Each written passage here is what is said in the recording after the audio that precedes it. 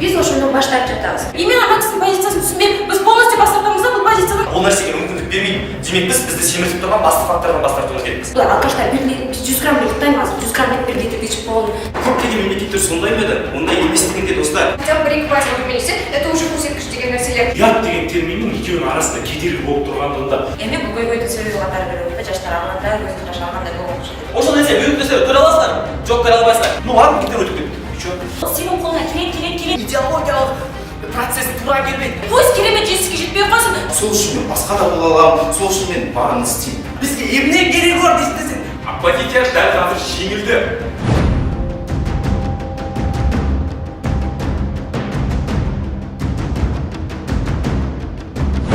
Еркекпиз деп әйелдерден жоғары тұруымызды кім қалыптастырды? Бұлардың да бір логикалық қатасы да. Сондықтан да бойын тәрбие етсін.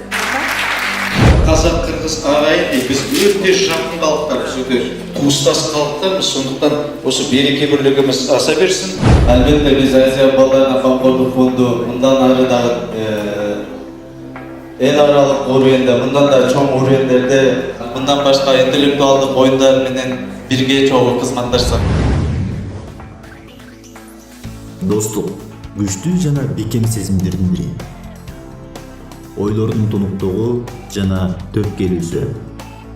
Достукка болгон жол алгачкы кезигүүдөн, алгачкы маектешүүдөн башталат. Бүгүн тургузулган достук көпүрөсү түбөлүктүү болсун.